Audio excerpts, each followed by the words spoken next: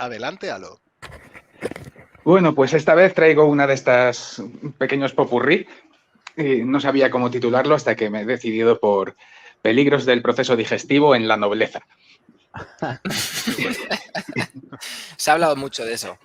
Se puede hacer varias secciones sobre este tema. Yo he cogido las más verídicas, aunque también tienen su parte de fantasía, pues probablemente, pero vamos, las más comprobadas que he encontrado. Que empezaríamos con Enrique I, rey de Inglaterra del año 1100 a 1135, que en plenas campañas militares decidió tomarse un descanso y irse a un palacete de caza. Y pese a las advertencias de su médico de que no podía comer mucho pescado porque estaba enfermo del estómago y demás, se puso ciego a lampreas hasta que el cólico lo acabó matando tras una larga semana de sufrimiento. Wow.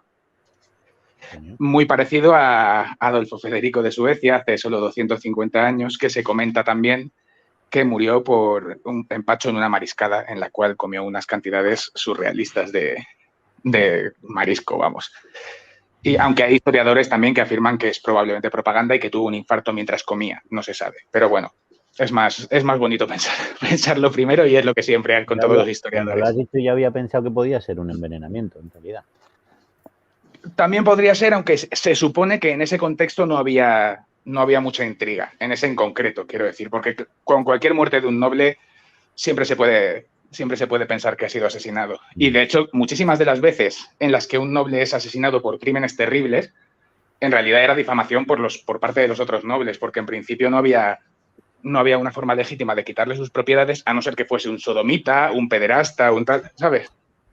Entonces, en la historia es muy común difamar a nobles para poder despojarles de sus propiedades.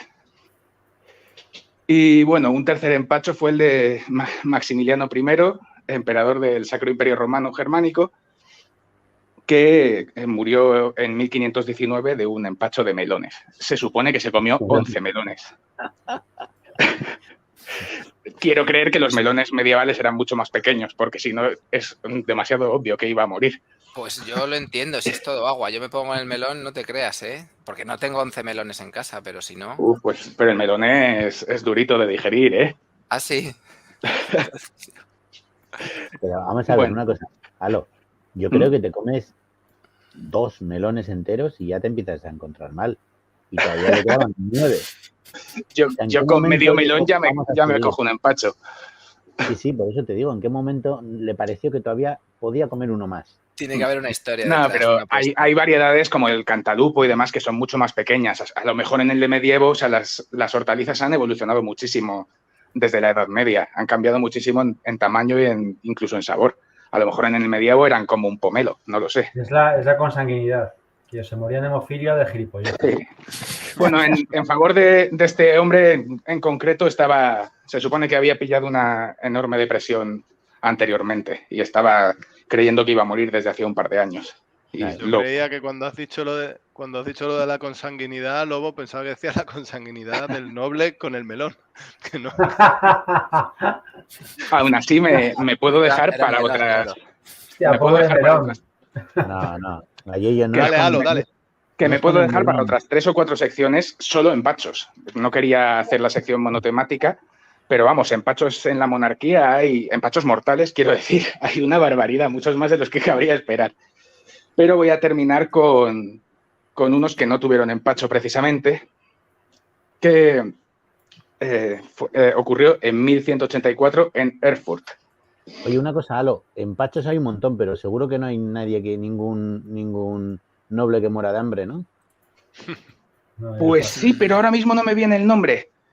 Hubo un monarca europeo que le mataron de hambre, tenía un absceso en la boca y el tratamiento era no comer hasta que se curó muriéndose.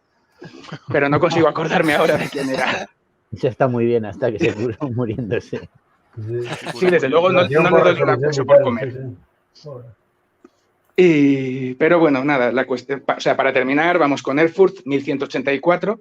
El futuro emperador Enrique VI, emperador del Imperio Romano Germánico también, se detuvo en la ciudad de Erfurt con toda su corte para mediar en una disputa entre la Iglesia y la monarquía locales. Él estaba en plena campaña contra los polacos y llevaba a todos sus nobles principales, que eran como sus generales y demás. La cosa es que él y su enorme séquito, junto con todos los nobles locales litigantes, y insisto, no eran un duque y un marqués, eran reyes y obispos, se instalaron en el piso superior de la oficina del rector de la catedral de Erfurt. Siendo tanto el número y a lo mejor con una madera en mal estado, que el suelo cedió, les hizo caer al piso de abajo, que también cedió debido al peso de tanta gente y los escombros, que les hizo caer a las letrinas, que también cedieron, llevándolos directamente a la fosa séptica.